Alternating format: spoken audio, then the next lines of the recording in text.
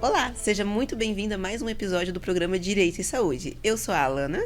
Eu sou a Juliana Chabati e hoje nós vamos tratar com vocês um assunto de extrema importância e impacto na vida das pessoas, que é o tratamento de câncer, o teu direito dentro do tratamento de câncer. A gente sabe que o diagnóstico da doença pode ser um momento muito assustador, mas o que muita gente não sabe é os direitos que envolvem para as pessoas que são acometidas pela moléstia. Isso. A gente tem diversos direitos, diversos tratamentos, né, doutora Alana, que muitas vezes o médico prescreve e a pessoa fica com aquela incerteza. O que ela pode fazer, né? Como proceder da forma rápida, porque a gente sabe que o câncer, ele é uma doença muito impactante, ele é uma doença muito rápida na vida do paciente, né? Então, tudo o que deve ser feito de forma mais urgente possível vai trazer mais qualidade de vida e mais longevidade também, né, nessa parte do tratamento, né? E é por isso, doutora Juliana, que existe a lei dos 60 dias, aonde quando uma pessoa é diagnosticada com um câncer, todo o Estado e o plano de saúde tem 60 dias para iniciar e conduzir o tratamento dela.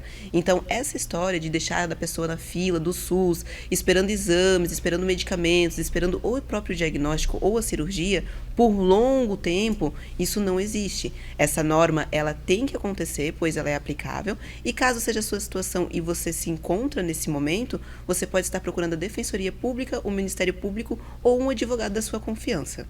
Isso. Muitas pessoas, né, quando têm o diagnóstico do câncer, sequer sabem desse direito, né, doutora Lana? Então, é um direito garantido por lei. O início do tratamento dentro de 60 dias não é uma mera regra interna do SUS, né, mas garantido por lei. Então, você, se tem câncer ou se conhece alguém que está passando por isso, né, informe essa pessoa sobre isso, traga ali essa consciência para ela, porque você tem direitos, né? Dentro de 60 dias precisa iniciar o tratamento, seja pelo SUS ou pelo plano de saúde.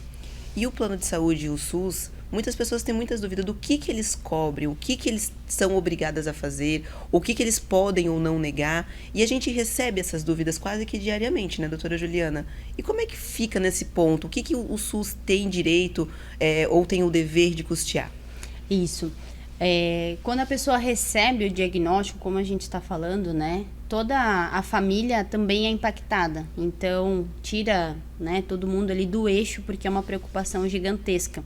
E perante a isso, as pessoas não sabem o que fazer, né? Então, a primeira coisa que geralmente fazem é encaminhar o tratamento no SUS, né? Faz o encaminhamento com um médico oncológico do SUS e tudo mais, né? Ou até perante o plano de saúde. Tem um plano de saúde, vai se consultar com o médico ali da especialidade de oncologia. Porém, todo o tratamento indicado pelo médico, ele necessita ser cumprido, seja o médico do SUS ou o médico do plano de saúde. Então, todo o tratamento que o teu médico indicar, ele tem que ser regramente cumprido, né? E por que isso? Porque você vai ter uma melhor qualidade de vida, você vai ter durante todo esse processo um melhor suporte para isso, né? Então, dentre esses procedimentos que o plano de saúde ou o SUS, eles têm a obrigatoriedade de cumprir, estão medicamentos de alto custo. A gente tem diversos medicamentos, né, de imunoterapia, off-labels, que podem ajudar nesse processo de tratamento do câncer, diversos tipos também de cirurgias, né, doutora Lana? Quimioterapia, radioterapia, exames. Temos exames específicos hoje em dia que identificam, né, que são exames que eles falam geralmente para a gente buscar a origem do câncer, né? O que possivelmente ali ocasionou na parte genética, né? Então, muitas pessoas não sabem que tem esse direito, né? Tanto pelo plano de saúde quanto pelo SUS. Então, são vários tratamentos complexos que o paciente com câncer tem direito e não sabe como proceder. Uma coisa muito comum que acontece são pessoas que são diagnosticadas com câncer e depois de um determinado tempo o plano começa a negar o PET scan. O PET scan, ele é um exame que quem tem câncer, ele é um exame fundamental, justamente para acompanhar a regressão ou a evolução da doença. E é um exame caro e tem que ser realizado de uma forma periódica, justamente para a gente ter o entendimento do quanto que essa doença está avançando, do quanto que ela está regredindo, se o tratamento está dando certo. E é muito comum que o plano, ou até mesmo o SUS, não façam a liberação, ou quando façam, coloquem ali um limite de números que pode ser feito, obrigando o paciente a desobedecer a prescrição médica, porque às vezes o médico prescreve que esse exame tenha que ser feito semanalmente ou quinzenalmente, e acaba que o paciente é obrigado a fazer de forma trimestral ou até mesmo semestral, justamente por ser um exame caro, que ultrapassa ali os mais de R$2.000, e não ter como vir a custear isso, tendo um impacto profundo na doença. Então, até mesmo este exame, o plano de saúde e o SUS têm que conceder, justamente por ser algo que é extremamente importante para a avaliação do quadro. E a questão ali que a doutora Juliana pontua dos medicamentos off-label nada mais é do que um medicamento do qual ainda está em estudo, mas que é utilizado para certa doença. Um exemplo, o medicamento X, ele é utilizado para a doença Y. Contudo, nesse meio tempo, descobriu-se que esse medicamento X, ele também cura a doença W, só que ainda não tem nenhum parecer técnico dentro do SUS ou até mesmo regulamentado pela Anvisa, mas está acontecendo e está trazendo uma qualidade de vida maior para as pessoas.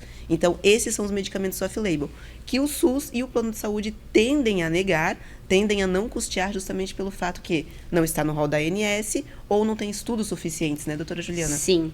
Então, geralmente as negativas desses medicamentos, elas acontecem todos os dias, né? Os pacientes, seja o procedimento pelo SUS ou pelo plano de saúde, passam por essas negativas diariamente, né?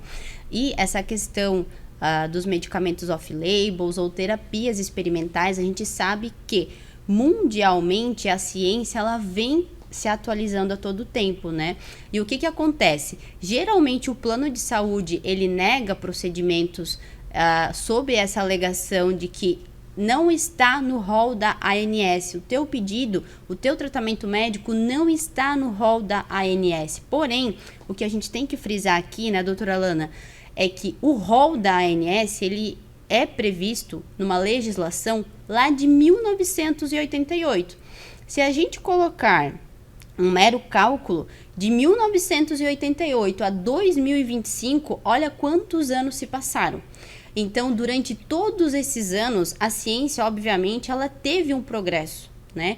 Ela teve um avanço gigantesco. A todo momento a gente verifica esses avanços, né? E um dos avanços muito praticados hoje no tratamento de câncer, principalmente em procedimentos cirúrgicos, é a utilização da cirurgia robótica, né? Por que a cirurgia robótica está tão indicada para casos de câncer?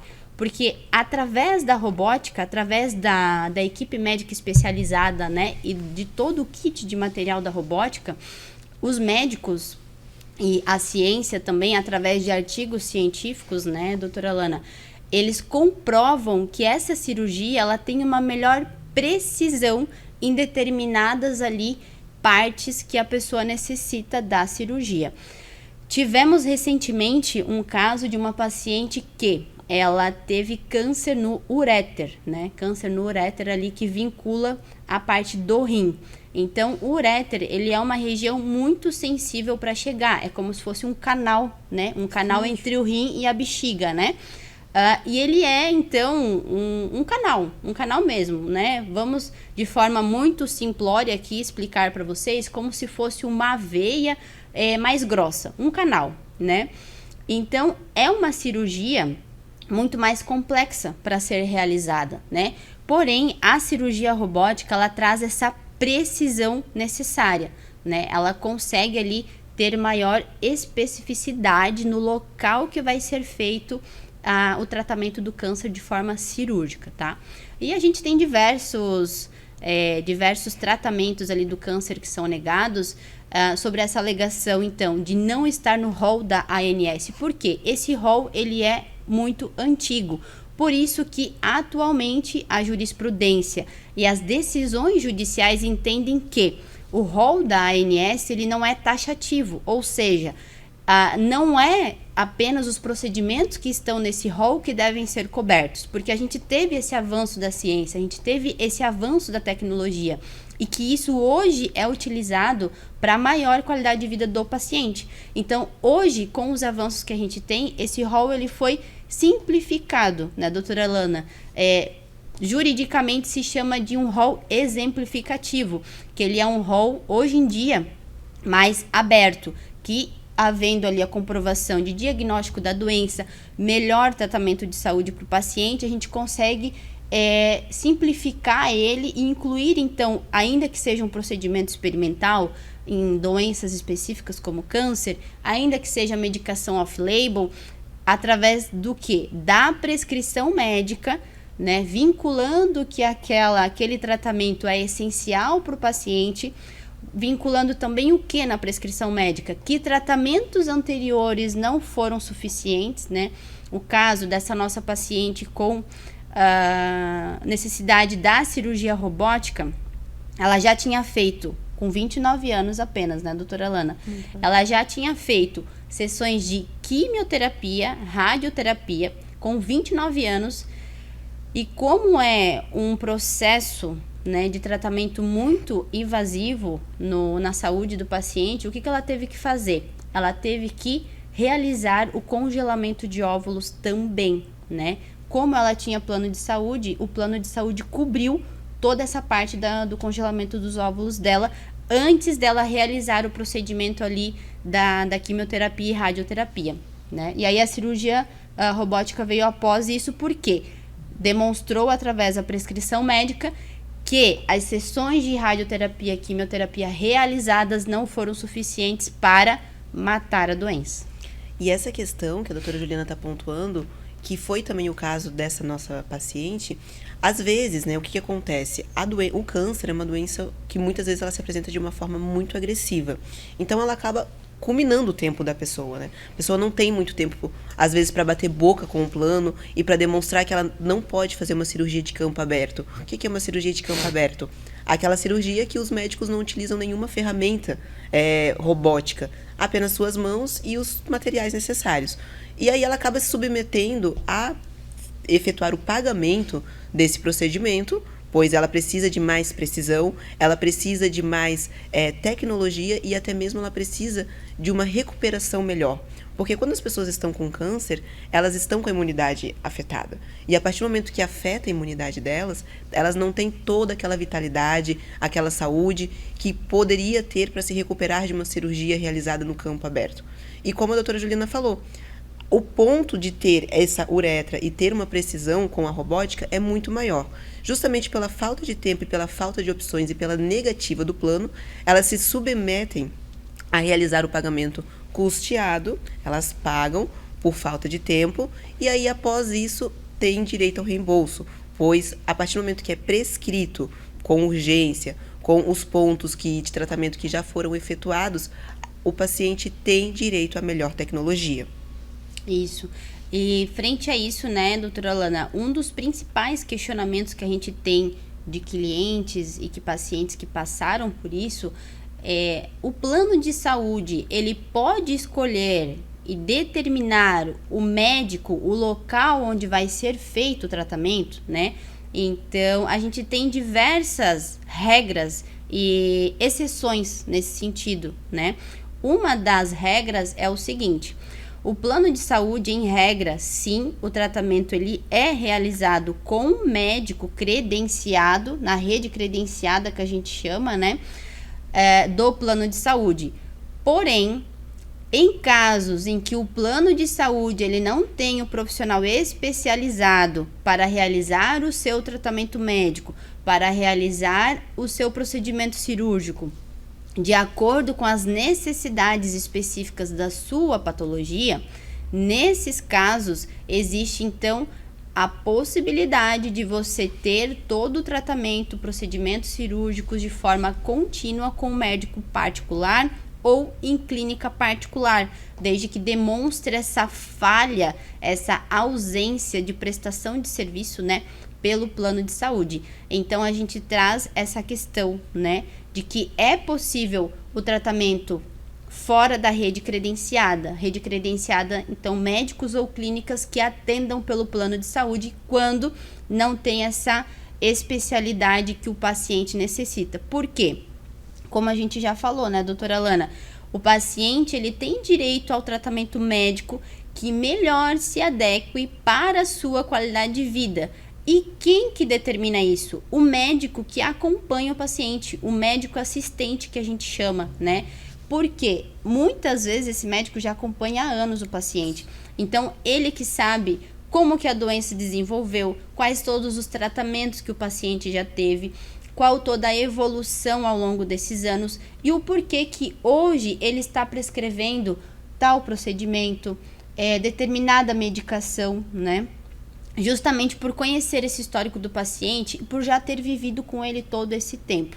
Então, a regra sim é de tratamento com o médico credenciado do plano, mas nessas exceções a gente consegue trazer o tratamento com médico particular ou clínica particular que melhor lhe forneça ali o tratamento, né? Existe também uma outra exceção, né, doutora Lana, que a gente já teve de pacientes que necessitavam do tratamento médico específico, porque tinha uma doença rara, né? Inclusive tipos de câncer raro. E nessa questão, o plano de saúde, ele tinha profissionais. Então, vamos supor, ele tinha um médico oncológico, né?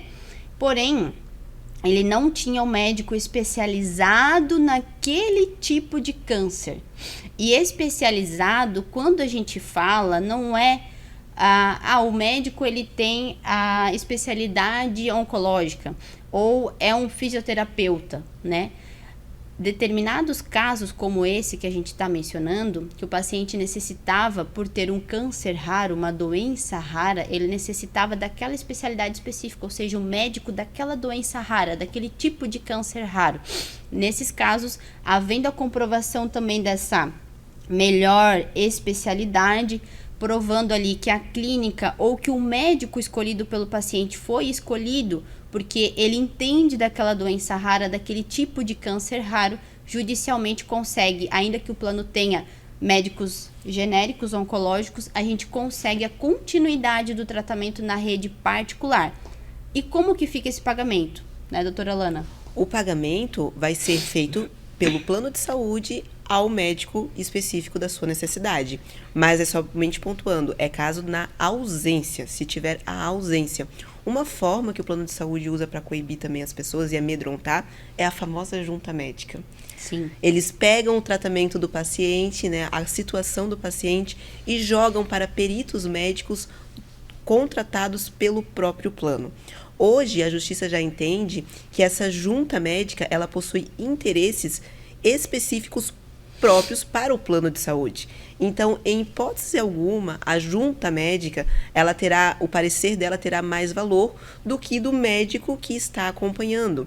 Então, caso você tenha recebido uma negativa apontando que o seu tratamento não pode acontecer, não pode ser custeado pelo plano, seja ele por meio de autorização ou de forma particular com médicos específicos, porque a junta médica não entende essa gravidade e você tem como comprovar a gravidade, doutora Juliana, é possível reivindicar isso e restaurar essa segurança dentro do meio judiciário. Sim.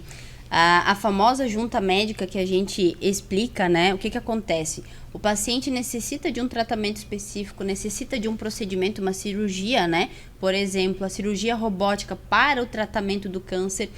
O paciente faz a solicitação para o plano de saúde. O plano de saúde, de imediato, nega.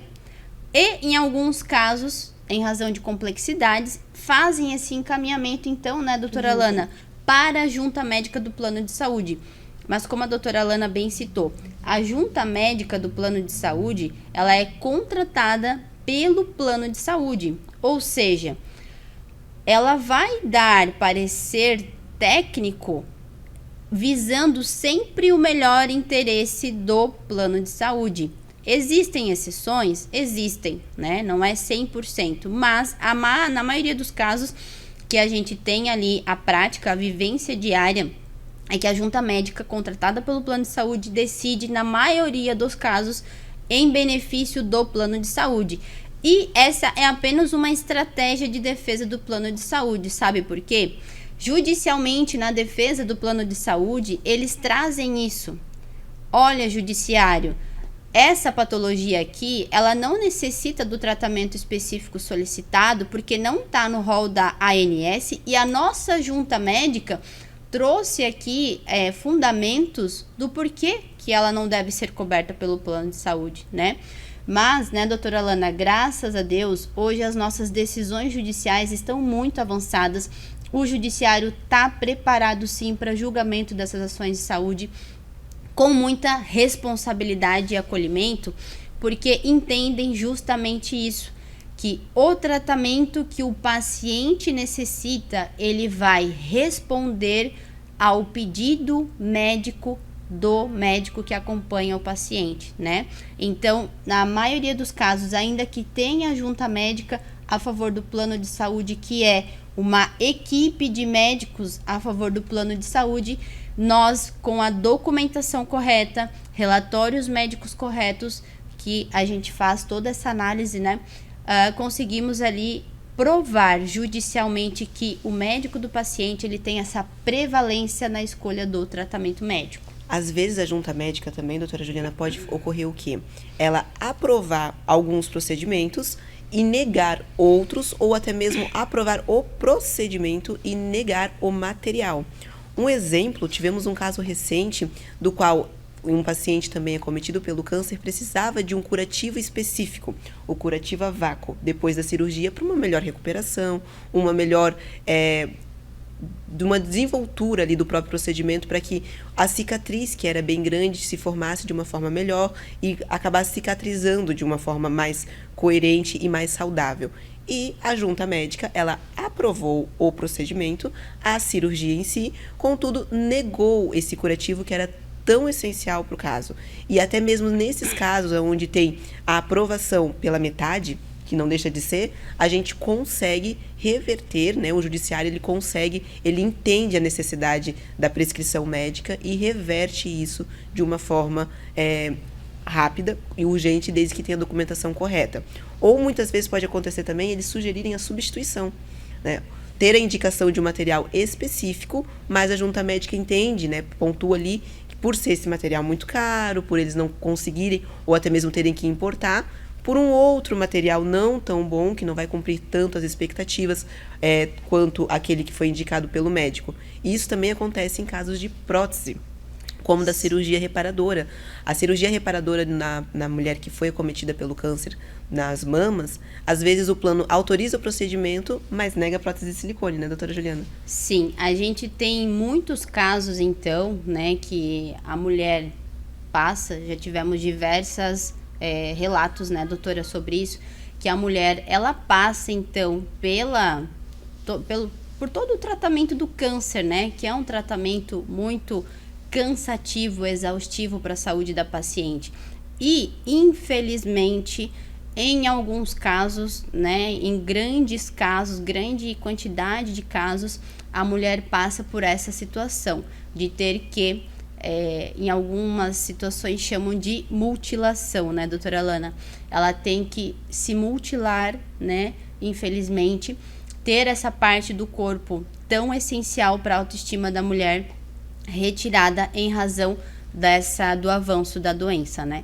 Então, nesses casos, a mulher tem sim direito à cirurgia reparadora.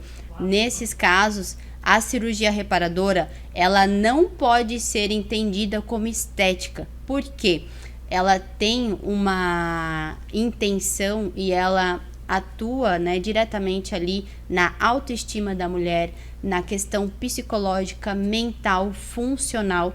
Então, a gente tem diversos impactos dessa questão na vida da mulher, e por isso que, judicialmente, comprovando toda essa questão, a gente consegue ali a cirurgia reparadora pelo plano de saúde, inclusive com a prótese de silicone, porque a partir do momento que a mulher não tem mais, né, as mamas, isso impacta, como falado, em diversas áreas da sua vida. E qual vai ser a forma regenerativa disso? Qual é a única forma que geralmente tem essa possibilidade, é através da prótese de silicone, né? Tem até alguns casos que é feito enxerto, né, doutora Lana? É feito enxerto, né, de gordura no local, mas muitas vezes não fica com o resultado estético esperado ali, então por isso que é indicado, né, em reconstrução de mama, essa prótese de silicone vinculada à cirurgia reconstrutiva, né? E ela não precisa fazer no mesmo momento, né, doutora Juliana? Se o médico indicar que primeiro ela retire, né, o ponto de câncer e depois em um outro momento ela faça a reconstrução, é totalmente possível. Estamos chegando ao fim de mais um programa, doutora Juliana. Sim. No próximo episódio a gente vai tratar um assunto de home care. Doutora, queria dar uma pincelada sobre o que se trata isso? Isso. No próximo episódio, então, vamos tratar com vocês sobre home care. Por isso que a gente conta com a presença de vocês aqui, estar interagindo com a gente, enviando as suas dúvidas. O que é o home care? Muitas pessoas sequer sabem que isso existe, né, doutora Lana? O home care nada mais é do que um tratamento, explicando de forma bem simples para vocês. O home care é um tratamento médico com toda a assessoria que o paciente teria no hospital, porém em casa. O home care serve para pacientes acamados e que necessitam desse tratamento diário e contínuo. E é possível sim conseguir o home care pelo SUS ou pelo plano de saúde. Então, se você tem algum familiar, algum conhecido acamado ou que necessita de cuidados diários, contínuos, cuidados médicos, né? A gente consegue essa possibilidade de tratamento pelo SUS ou pelo plano de saúde. E a gente não está falando somente de cuidadores, estamos falando de uma equipe multidisciplinar dentro da sua casa. Fonoaudióloga, nutricionista, o médico da especialidade. Enfim, tudo para trazer um bem-estar não só para o paciente que está acamado, mas também um conforto e uma tranquilidade para a família. Muito obrigada, a gente espera vocês no próximo domingo.